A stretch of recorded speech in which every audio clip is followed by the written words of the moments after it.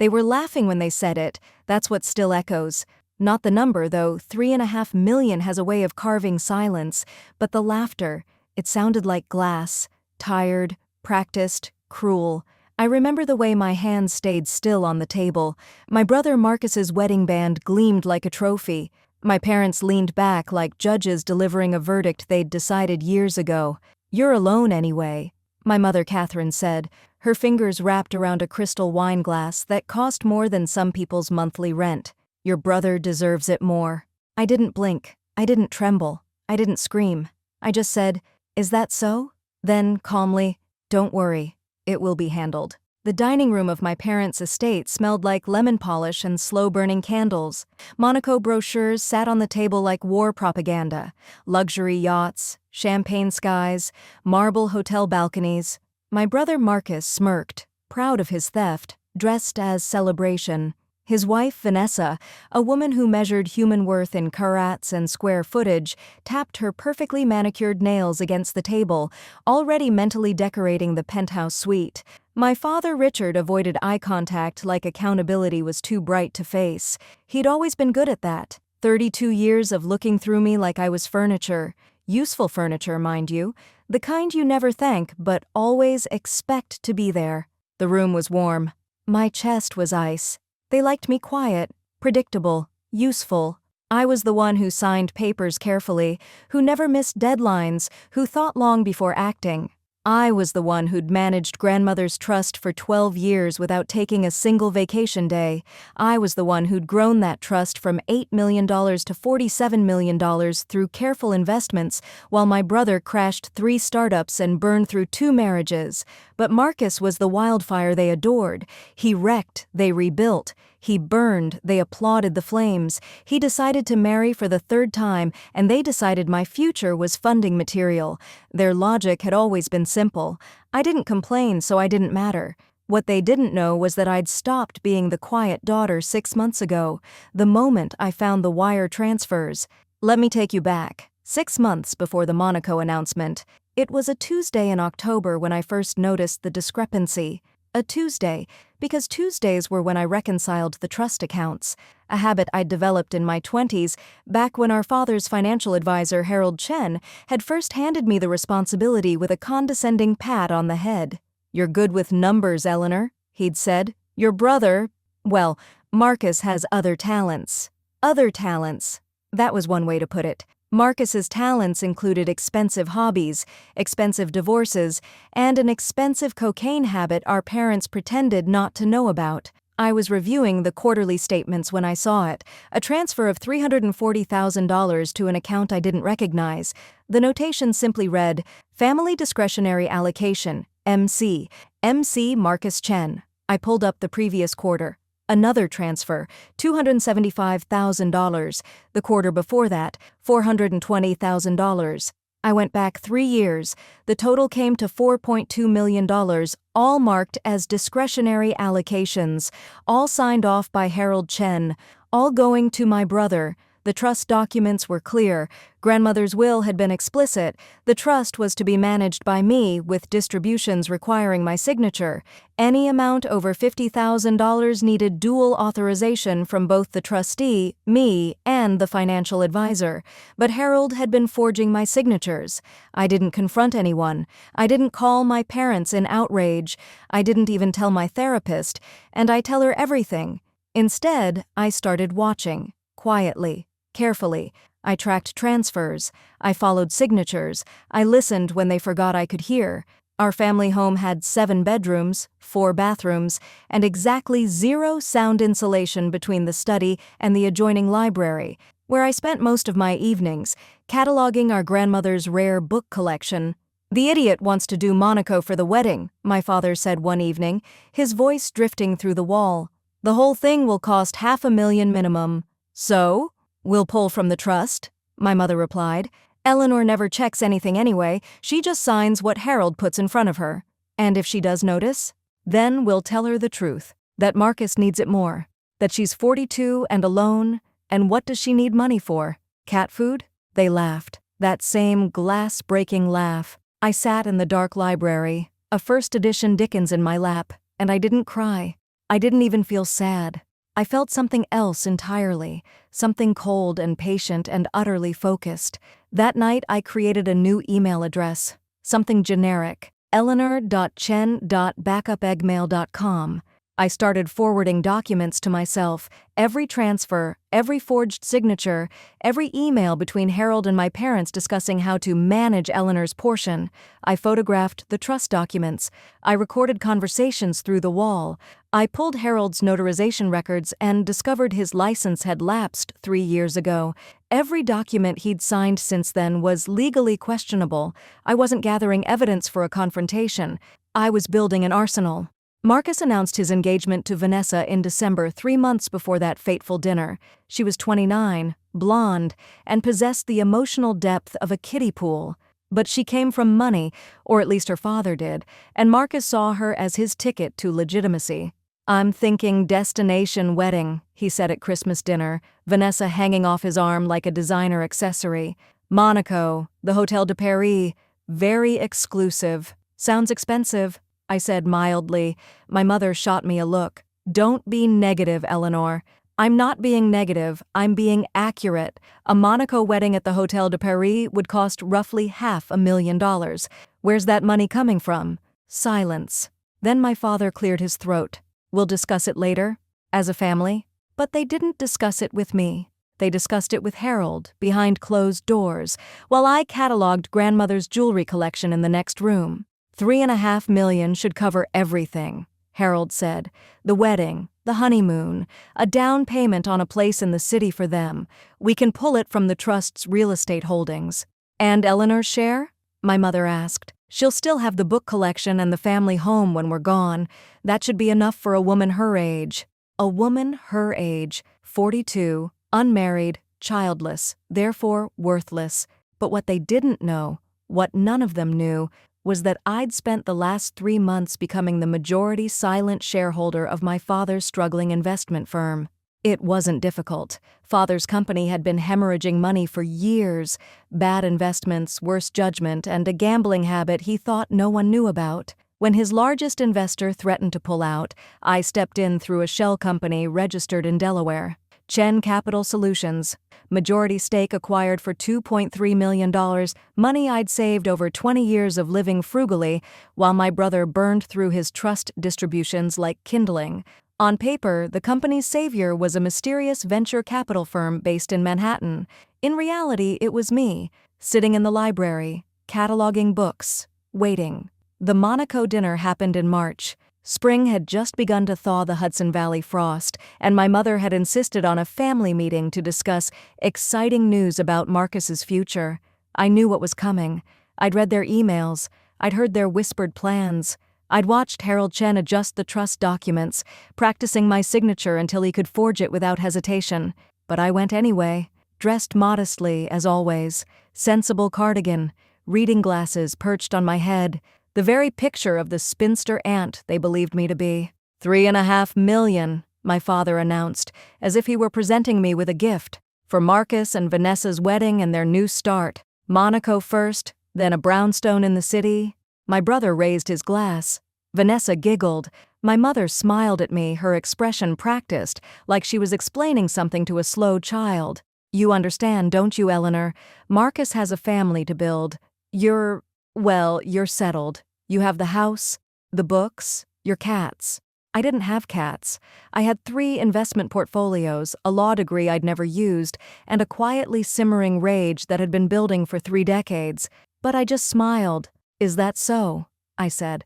"Don't worry, it will be handled." They thought I was acquiescing. They thought I was being the good daughter, the quiet sister, the family doormat. They had no idea. The next morning I made a phone call. "Mr. Harrington, this is Eleanor Chen.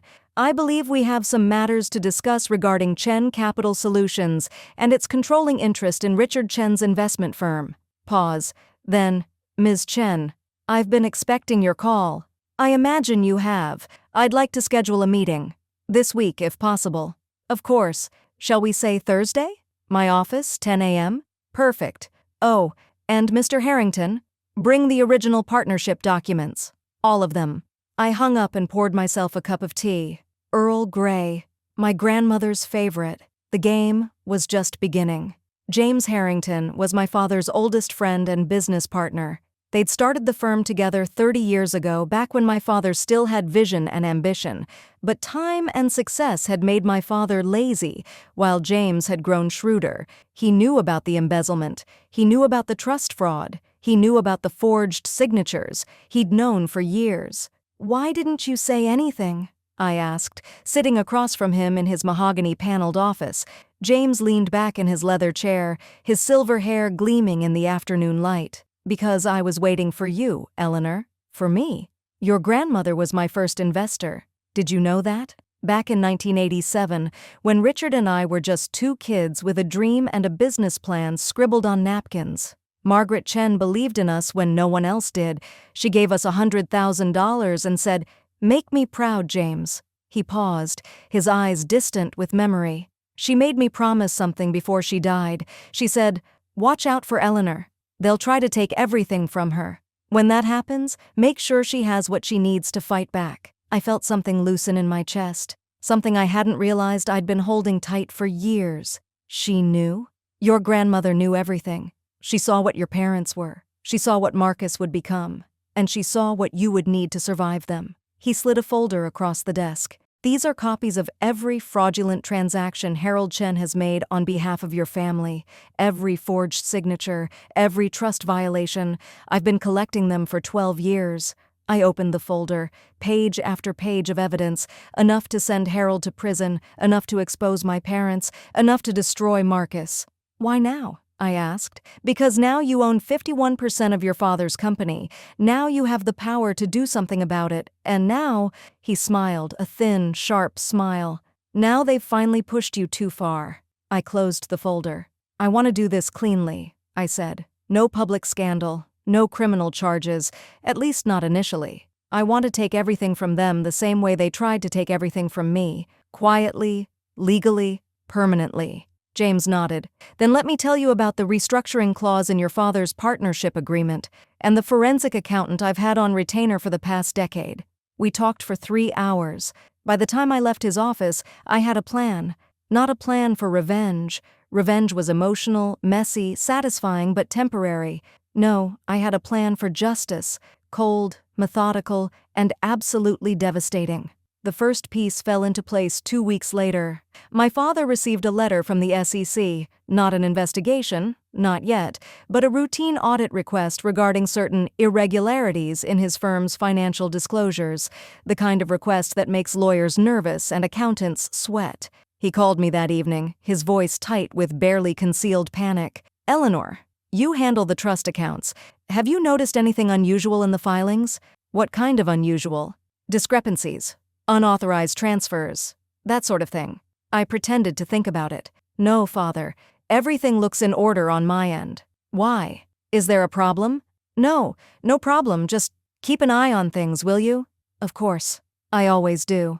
I hung up and smiled. He had no idea the audit request had come from me. Or rather, from Chen Capital Solutions, the mysterious majority shareholder who had expressed concerns about the firm's accounting practices. The second piece fell a week after that. Harold Chen received a letter from the State Bar Association. His notary license, which had lapsed 3 years ago, was being formally revoked.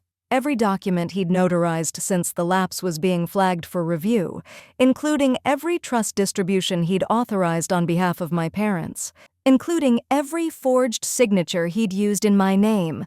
He called my parents in a panic. I know because I'd had their phones cloned 3 months earlier. A useful skill I'd picked up from a very expensive and very discreet security consultant. "They're investigating everything," Harold said, his voice thin and reedy.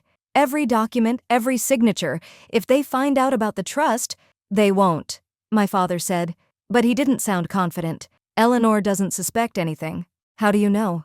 "Because Eleanor is Eleanor. She's been signing whatever we put in front of her for 12 years. She doesn't have the backbone to question anything." I listened to the recording in my library, a cup of tea growing cold in my hands, and I smiled. No backbone. That's what they thought. They had no idea that backbone could be grown in silence, hardened in darkness, and sharpened into a weapon over the course of decades. Marcus's wedding was scheduled for June 15th in Monaco. The Hôtel de Paris had been booked, flights had been arranged, a penthouse suite overlooking the harbor had been reserved for the happy couple's honeymoon, all funded by my money, my grandmother's trust, my inheritance. On June 1st, 2 weeks before the wedding, I made my move. At 9:01 a.m., Harold Chen received a certified letter from the FBI's white-collar crime division informing him that he was under investigation for wire fraud, trust embezzlement, and notary fraud. His assets were frozen pending investigation. At 9:15 a.m., my father received a call from his biggest client, a pension fund manager who'd trusted him with $50 million in retirement savings.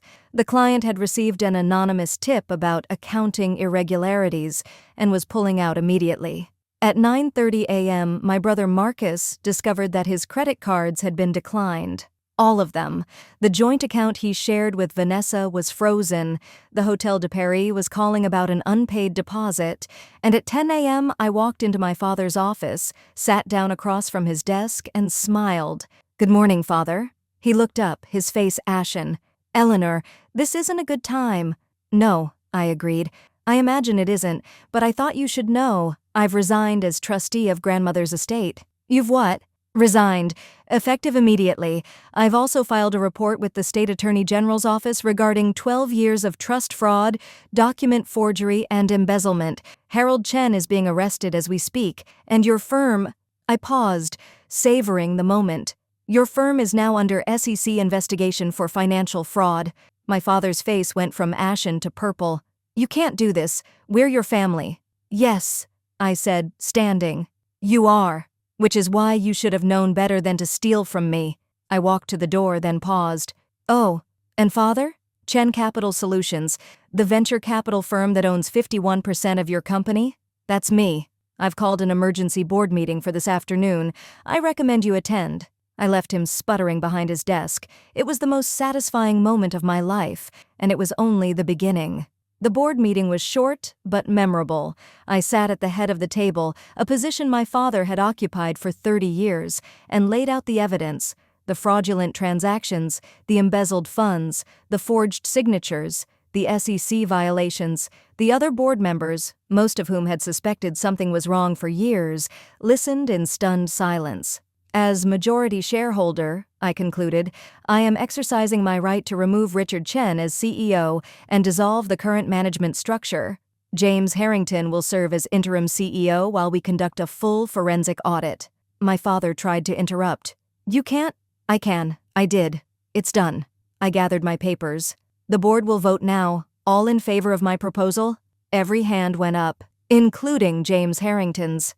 My father looked around the room, betrayal written on his face. But he had no allies. He'd burned them all years ago, taking credit for their work, dismissing their concerns, treating them like furniture, just like he'd treated me. "This isn't over," he said, his voice shaking. "Actually, Father, it is. Your personal accounts have been frozen pending investigation. The Monaco wedding is cancelled. The Hôtel de Paris won't accept a reservation from someone under federal investigation, and grandmother's trust," I smiled, "is being restructured under new management. My management." I walked out of the boardroom, my heels clicking on the marble floor. Behind me, I heard my father collapse into his chair, but I didn't look back. The fallout was spectacular, but I hadn't predicted quite how public it would become.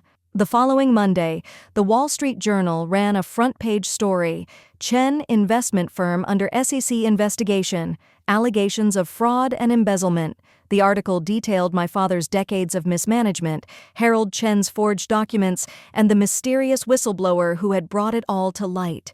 Marcus called me 17 times that day. I didn't answer. My mother left a voicemail, her voice trembling with fury. "How could you do this to your family, to your own brother? We raised you, Eleanor. We gave you everything." I saved the voicemail. Evidence of their delusion. On Wednesday, Harold Chen pleaded guilty to wire fraud and agreed to cooperate with federal investigators.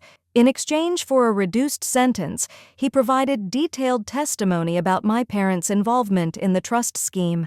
On Friday, my parents received notice that their primary residence, The family estate where I'd grown up, where grandmother had held Sunday dinners, where I'd been treated like a servant for 42 years, was being seized as collateral for potential federal fines. Marcus, meanwhile, was dealing with his own collapse. Vanessa had left him within 24 hours of the credit card freeze. She'd taken her engagement ring, her designer wardrobe, and what little cash she could access before disappearing to her father's estate in Connecticut. "You're worthless!" she'd screamed at him, according to a mutual acquaintance. "Your whole family is worthless. I can't believe I almost married into this disaster." Without Vanessa's money and connections, without my parents' support, without the trust fund he'd been stealing from for years, Marcus had nothing. His apartment was rented, his car was leased. His startup, his latest attempt at legitimacy, had gone bankrupt when investors discovered his family's legal troubles. He showed up at my apartment on Saturday morning, looking like he hadn't slept in days. "Please," he said when I opened the door.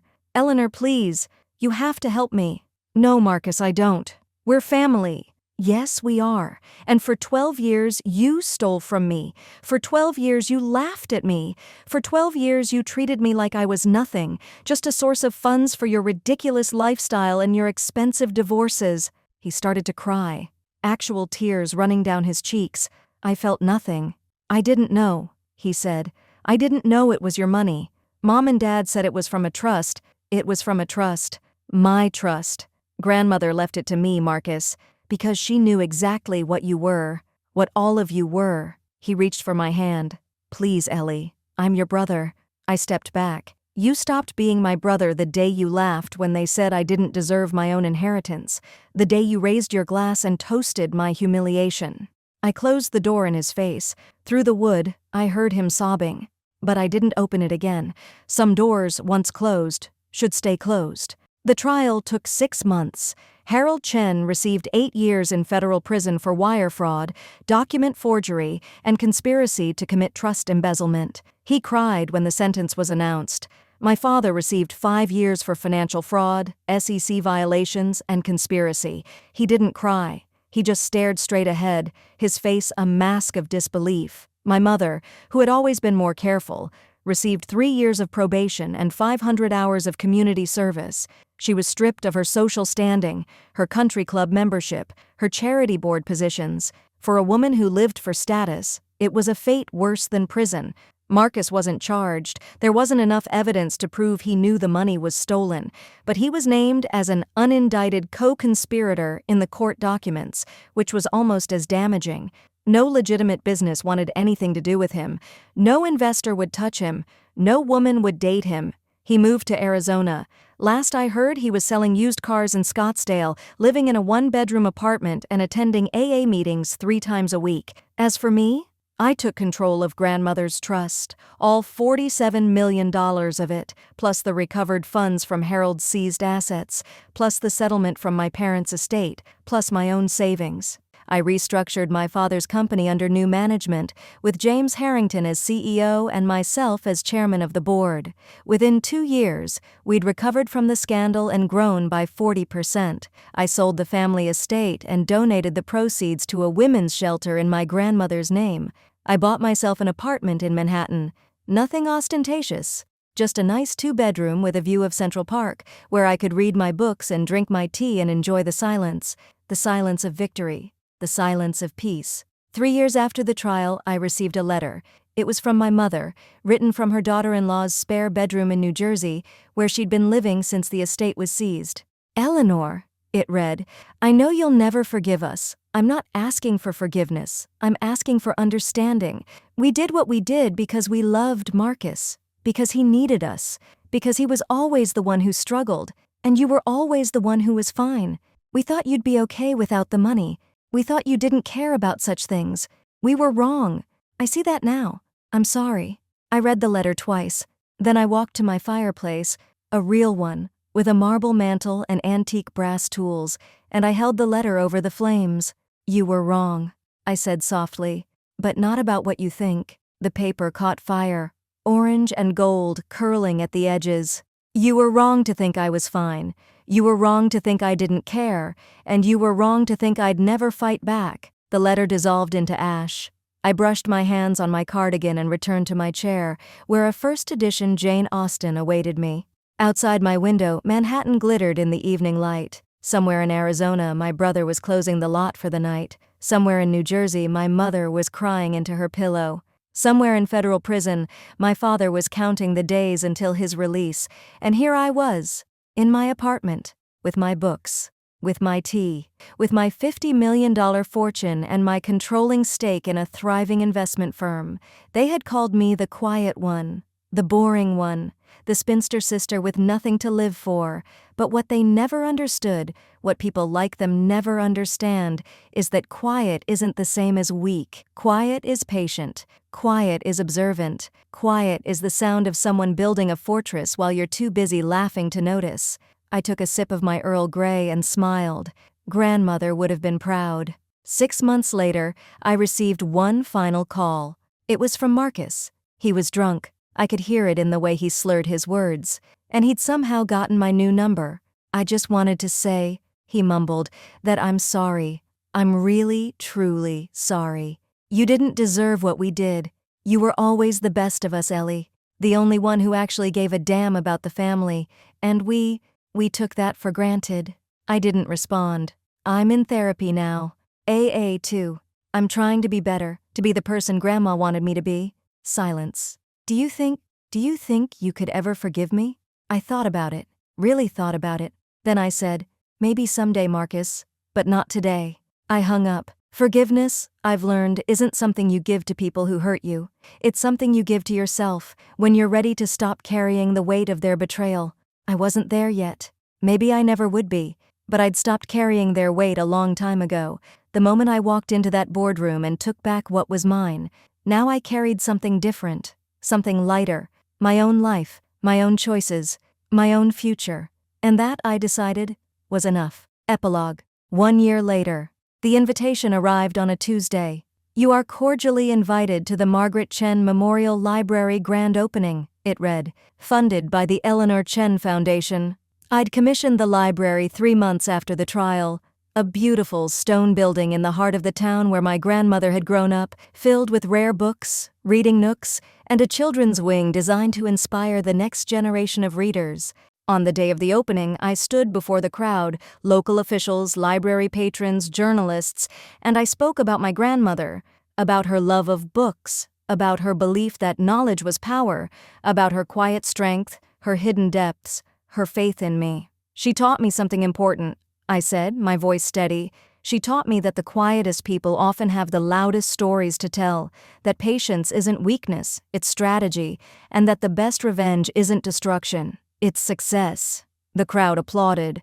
Afterward, I wandered through the stacks alone, running my fingers along the spines of books I'd collected from around the world. First editions, rare manuscripts, works of literature that would inspire readers for generations to come. In the children's section, I paused before a display case. Inside was a single book, a worn copy of A Little Princess by Frances Hodgson Burnett, the same book my grandmother had given me on my 8th birthday, the year my parents forgot. For Eleanor, she'd written on the inside cover, remember, you are always a princess, no matter what anyone says. Love, Grandma. I pressed my hand against the glass. Thank you, I whispered, for believing in me when no one else did. I straightened my cardigan, smoothed my hair, and walked out of the library into the spring sunshine. Behind me, a building full of books, a legacy of knowledge, a tribute to a woman who had seen me when everyone else looked through me. Before me, a future I had built with my own hands, a fortune I had protected, a life I had earned. They had laughed when they took my inheritance. Now I was the one smiling, and I never stopped.